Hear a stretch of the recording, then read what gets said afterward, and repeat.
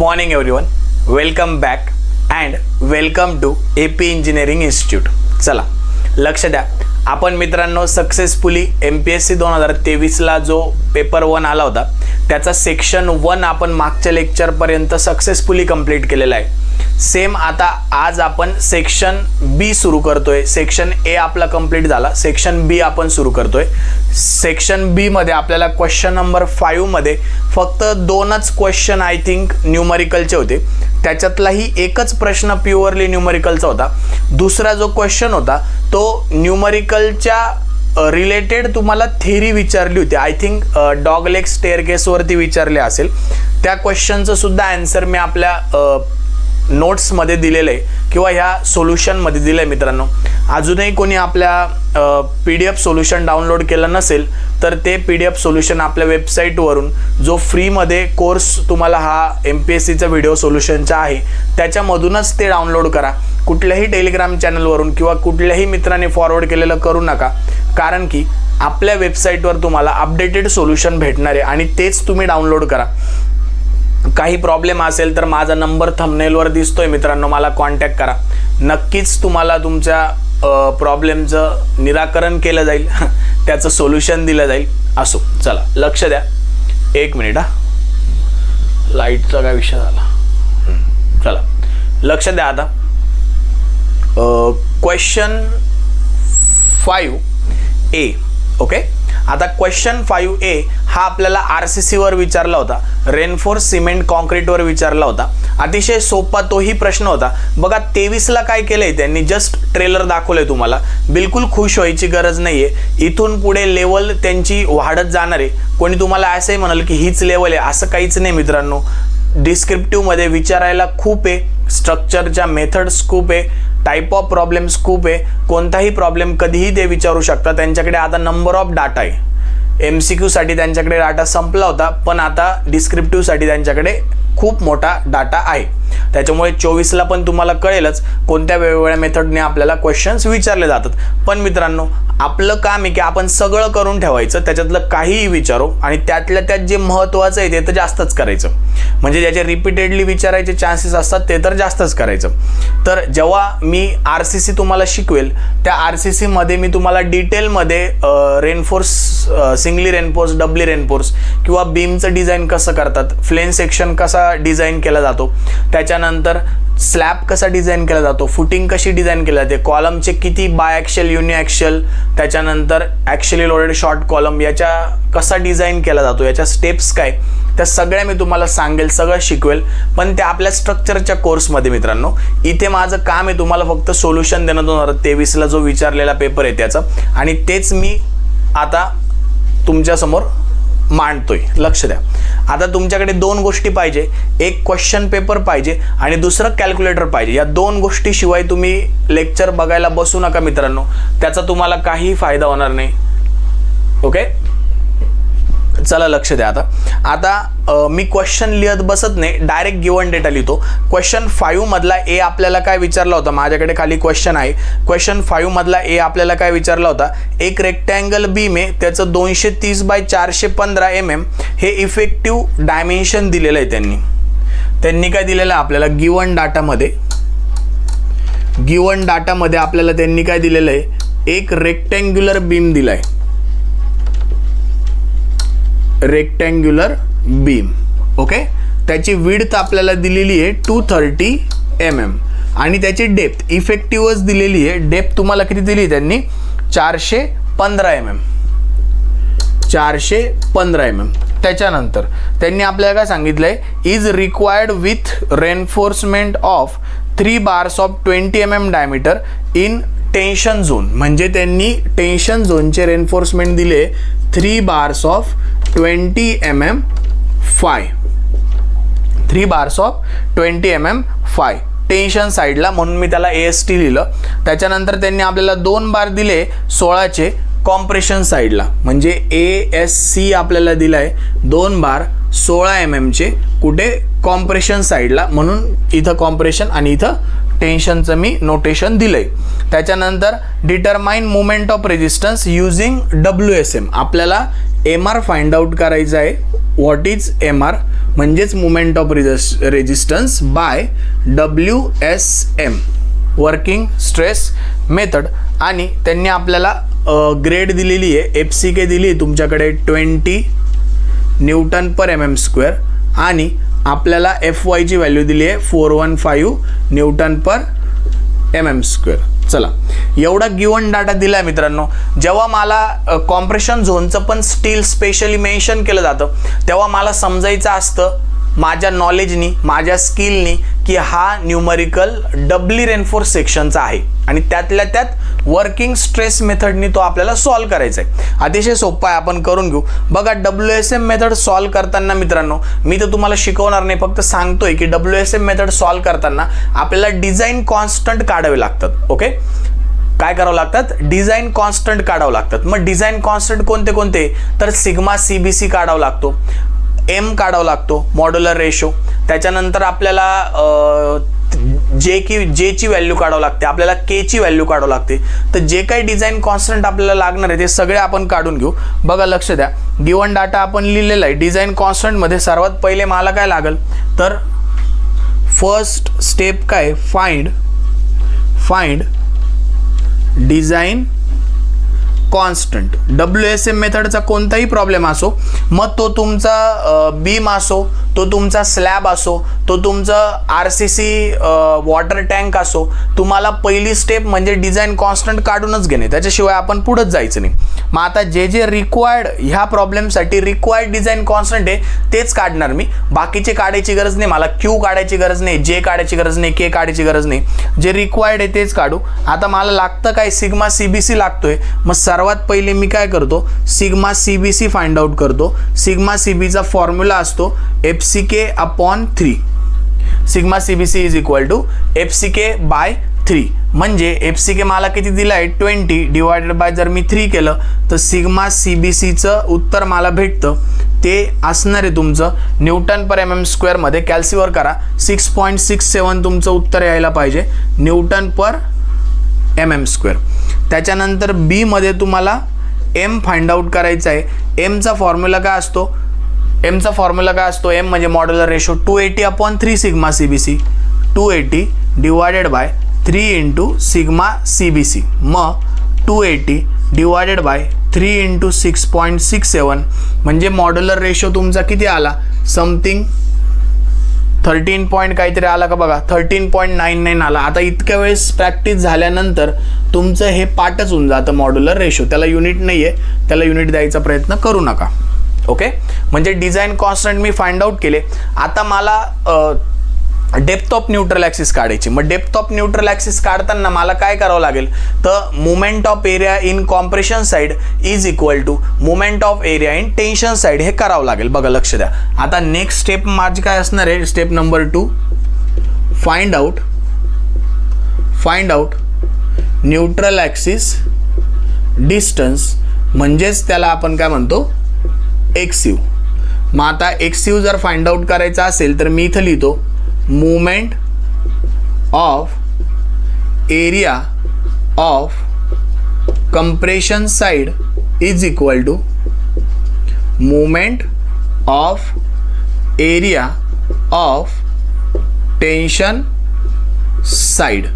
Okay, आता हे काय असतं, कसं असतं तर मित्रांनो, WSM असो किंवा LSM असो, आपल्याला सर्वात पहिले जो थेरीला क्वेश्चन विचारला जातो ना की stress strain diagram for draw the stress strain curve for rectangular singly reinforce section किंवा डबली रेनफोर्स सेक्शन फॉर WSM किंवा फॉर LSM, तर याची जी डायग्राम आहे, याच्या ज्या व्हॅल्यूज आहेत त्या डायरेक्ट तुमच्या डोक्यात पाहिजे.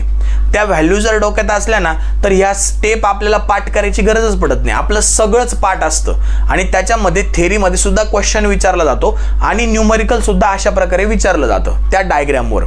ती डायग्राम आली कुठून तर ते IS 456 मध्ये जो ग्राफ दिलेला आहे, ज्या टेस्टिंग केलेला आहे दिग्गज लोकांनी, त्याच्यावरून तो ग्राफ आलेला आहे. ओके, तर तो पण मी शिकवेल तुम्हाला, पण हा तो प्लॅटफॉर्म नाही मित्रांनो. ते सगळं तुम्हाला शिकवलं जाईल, सगळं बाय हार्ट केलं जाईल. बाय हार्ट नाही, इथून नाही, इथं सगळं इथं फिट केलं जाईल. तुमच्या इथल्या गोष्टी धोका देतात, मी तुम्हाला सांगितलंय, सगळं इथं फिट केलं जाईल. टेन्शन घ्यायचं नाही. जेव्हा आपण RCC तुम्हाला शिकवणार आपल्या कोर्समध्ये, जो पेपर 1चा कोर्स असेल, ज्यांनी एनरोल केला असेल त्यांना RCC जेव्हा शिकवलं जाईल त्यावेळेस तुम्हाला सगळं त्याचे डिटेल सांगितलं जाईल आणि तुमच्याकडून पाठ केलं जाईल. ओके, त्याच्यामुळे निश्चिंत राहायचं. आता सध्या सोल्युशन बघायचं आपल्याला.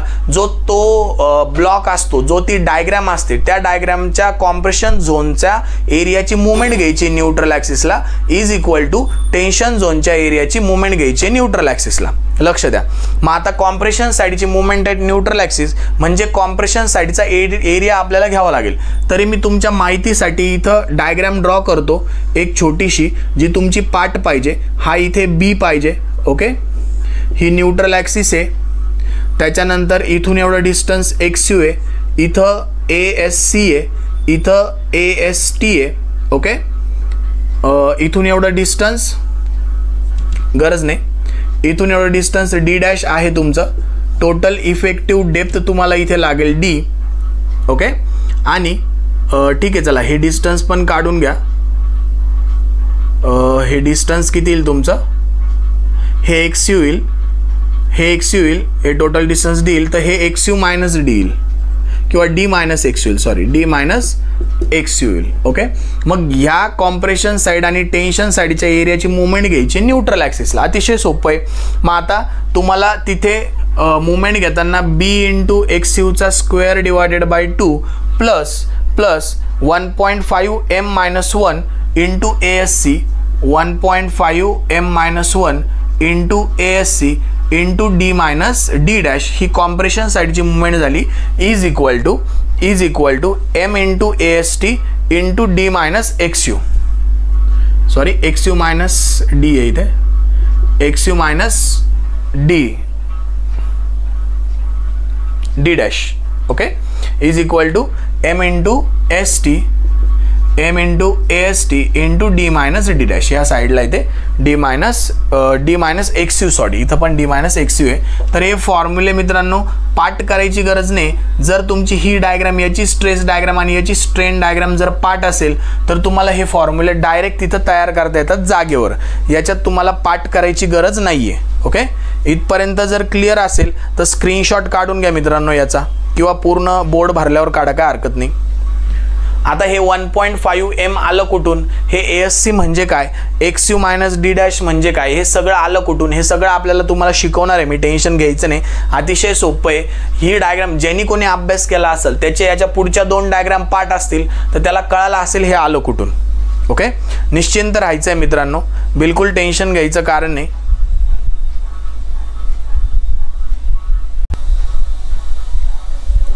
ओके, आता व्हॅल्यूज आपल्याला पुट करायचे आहे मित्रांनो. B ची व्हॅल्यू किती दिली आपल्याला क्वेश्चनमध्ये, B ची व्हॅल्यू 230 दिलेली आहे, गुणिले XU तर आपल्याला माहिती नाही, तोच काढायचा आहे, डिवाइड बाय 2 आपल्याला माहिती आहे, प्लस 1.5 इंटू M किती काढला तुम्ही, 13.99 मायनस XU परत एकदा आपल्याला माहिती नाही आहे, सॉरी 13.99 मायनस 1 आहे, सॉरी इथे मायनस 1 इंटू ASC किती, आता ASC काढावं लागेल मित्रांनो, ASC आणि AST काढावं लागेल, 2 गोष्टी काढावं लागतील. तर कॅल्क्युलेटर घ्या पटकन आणि ASC आणि ह्या गोष्टी काढून घ्या. चला इकडे काढतो मी, AST काढतो पहिले. AST साठी 3 बार दिलेले आपल्याला, π/4 इंटू 20चा स्क्वेअर, म्हणजे इथं तुम्हाला AST भेटून जाईल. एका बारचा डायमीटर 20 आहे तर त्याचा एरिया घ्यायचा, गुणिले 3 बार करायचे, AST ची व्हॅल्यू फाइंड आउट करायची.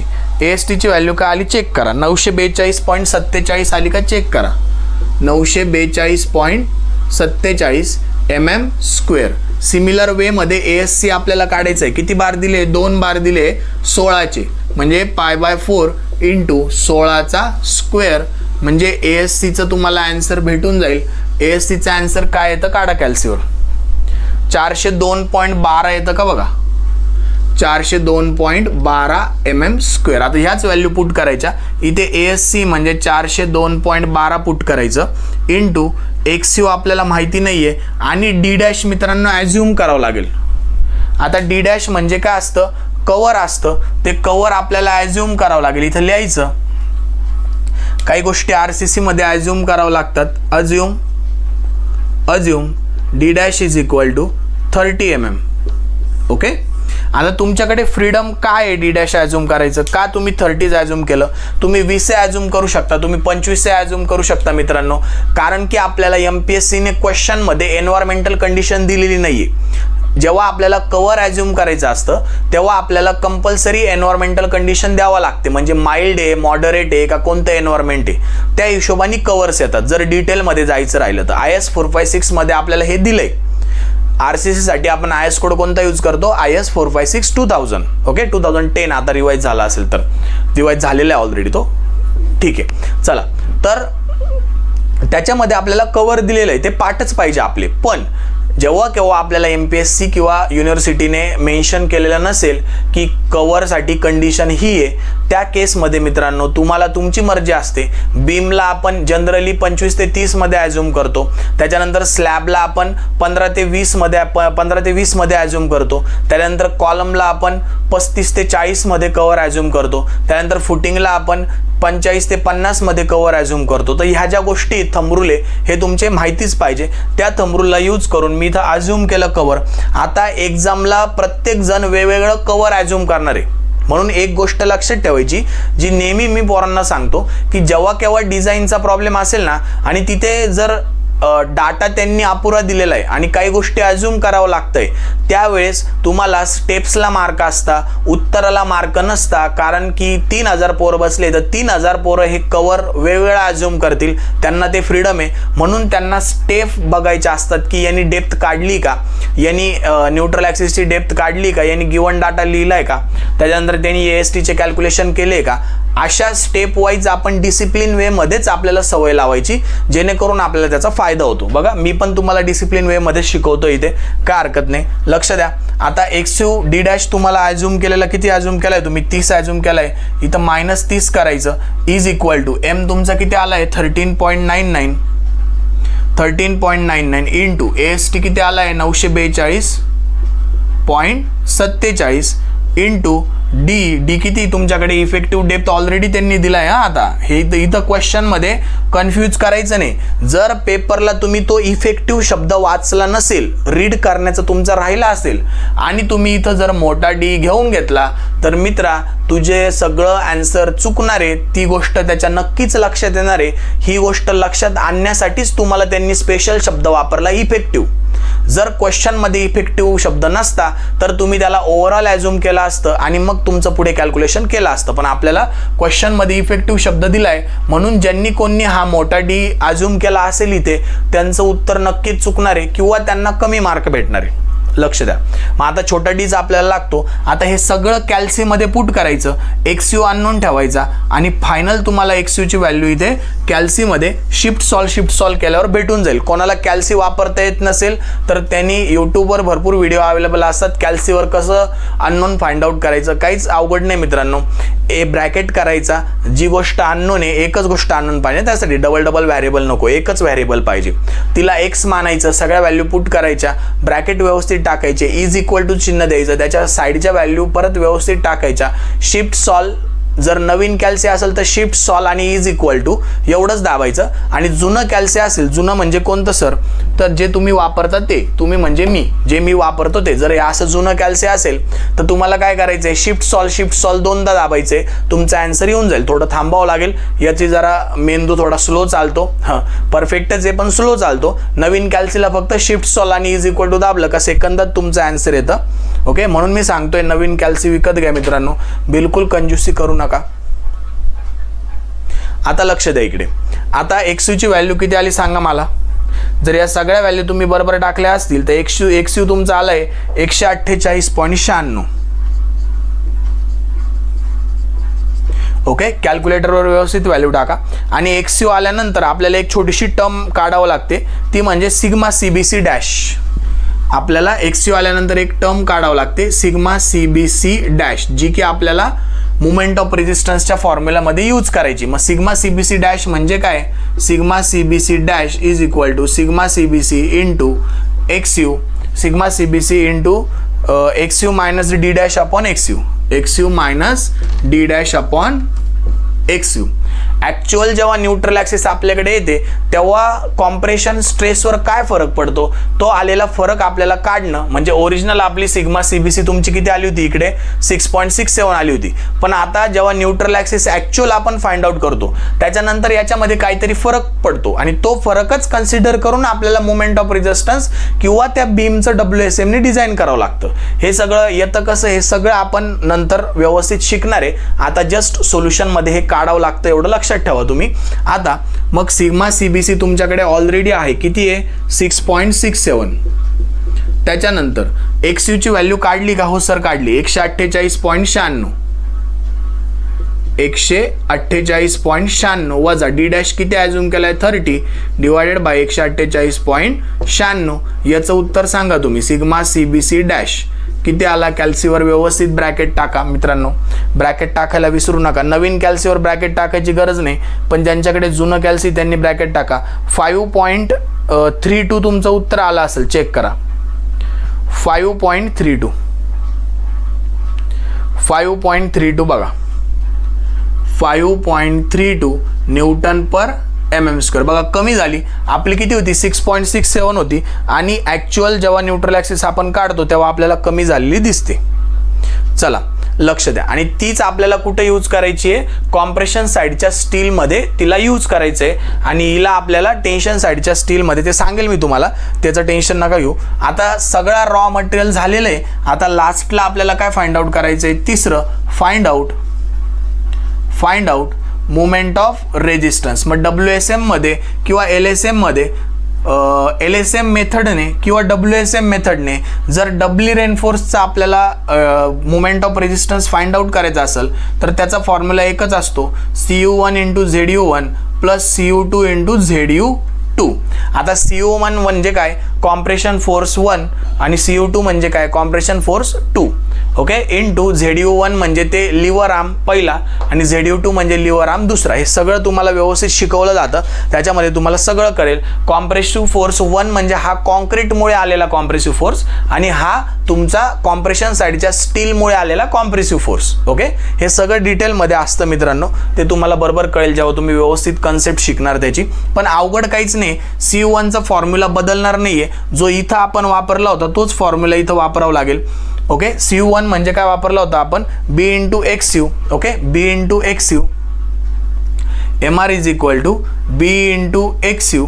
लक्ष द्या, B × XU हा झाला तुमचा एरिया गुणिले ॲव्हरेज स्ट्रेस म्हणजे sigma CBC divided by 2 into ZU1चं काय, लिव्हर आर्म काय तुमचा पहिला, D - XU/3.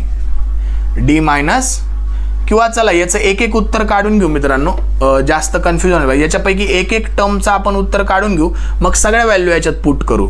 मग आता CU1 पहिले काढू. CU1 म्हणजे B × XU × sigma CBC divided by 2. मग B तुमच्याकडे किती आलेला आहे, 230. XU तुमचा किती आला, 148.96. सिग्मा CBC तो पहिलावाला 6.67 डिवायडेड बाय 2. म्हणजे CU1चं उत्तर किती आलं मला सांगा. CU1चं उत्तर किती आलं मला सांगा. 111.26 आलं का, चेक करा. 111.26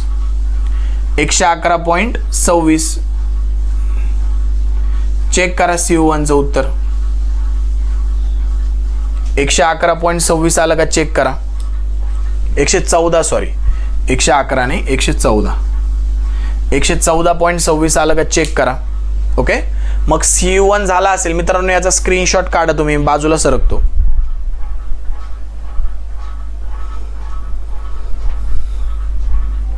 CU1 जर तुमचा झाला असेल तर आपण आता ह्या गोष्टी इरेज करू, आपल्याला यांची काही गरज नाही.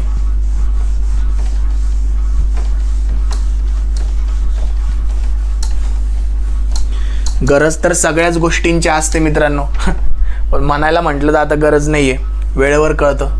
ZU1 = ZU1 का आता D - XU, लिव्हर आर्म आहे हा, D - XU/3. D किती आहे, 415 मायनस XU 148. XU ची व्हॅल्यू किती आली, 148.96 डिवायडेड बाय 3. म्हणजे ZU1 ची व्हॅल्यू तुमची किती आली सांगा. ZU1 किती आला, पटकन कॅल्सीवर किती आला, 365. 365.35 आहे का 65 आहे? 35 mm. ओके, कॅल्क्युलेटरवर तुम्हाला उत्तर काढायचे मित्रांनो.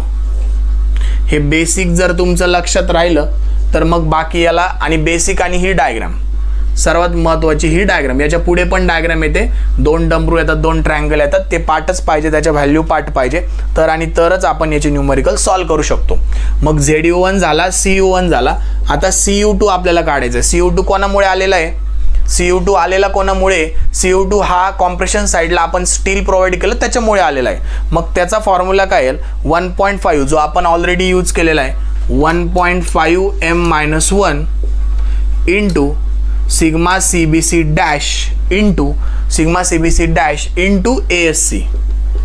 ओके, मग आता सगळे आपल्याकडे मित्रांनो 1.5 into M13.99 minus 1 into sigma CBC dash किती आला आहे? 5.32 इंटू ASC तुमचा किती आलेला आहे? 402.12. मग CU2 किती आलं सांगा? CU2 किती आलं सांगा? CU2 तुमचा आला 42.75. बरोबर आला का? चेक करा. CU2 तुमचा 42.75. कॅल्क्युलेट करा मित्रांनो. माझ्याकडे ऑलरेडी तुम्हाला मी सोल्युशन दिलेलं आहे, तेच सोल्युशन आहे. ओके, तरी पण तुम्ही कॅल्क्युलेट करा, मी पण कॅल्क्युलेट करतोय, त्याच्यातही काही गफला नको. गफला इन द सेन्स कॅल्क्युलेशनमध्ये मिस्टेक नको. बघा, मिस्टेक तर होणारच नाही मित्रांनो. 1.5 इंटू 13.99 मायनस 1 इंटू 5.32 इंटू 402.12. बघा बरोबर आहे, 42.75 किलो न्यूटन. ओके, हे पण तुमचं ऑलरेडी येतं न्यूटनमध्ये, पण 10⁻³ काढला का ते किलो न्यूटनमध्ये येतं. इकडं पण तुमचं किलो न्यूटनमध्ये आलंय. परफेक्ट. चला, मग आता ZU2 काढायचं आहे, तर ZU2चा तुम्हाला फॉर्म्युला माहिती आहे, D मायनस D डॅश.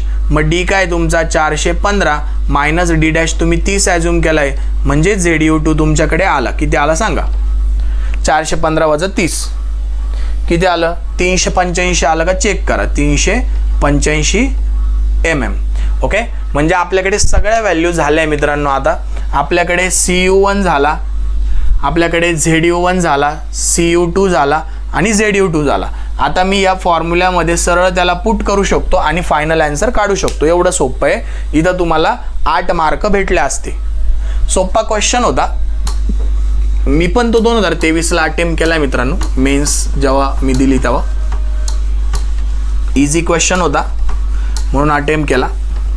पण WSMला जनरली कॉन्फिडन्स येत नाही मित्रांनो. जेव्हा तुम्ही सॉल्व करायला जाता ना, तेव्हा किती तुमचं प्रॅक्टिस असली ना, WSMला कॉन्फिडन्स येत नाही. LSMला नक्कीच कॉन्फिडन्स येऊन जातो.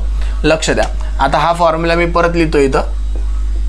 MR is equal to CU1 into ZU1 plus CU2 into ZU2. हा force into distance, force into distance. हा कॉन्क्रीटमुळं, हा स्टीलमुळं कॉम्प्रेशन झोनच्या.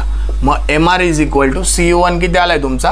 114.26 इंटू ZU1. ZU1 किती आलेला आहे? 365.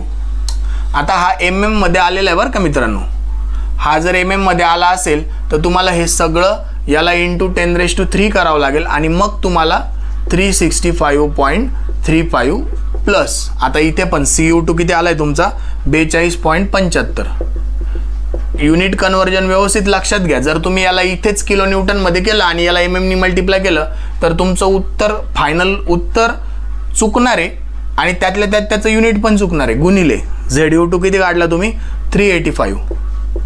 385 म्हणजे MRचं उत्तर किती आलं बघा. इंटू 10⁻6 मध्ये काहीतरी यायला पाहिजे.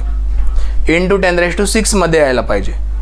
58.20 इंटू 10⁻6 न्यूटन MM, किंवा याला तुम्ही आता किलो न्यूटन डॉट मीटर मध्ये करू शकता.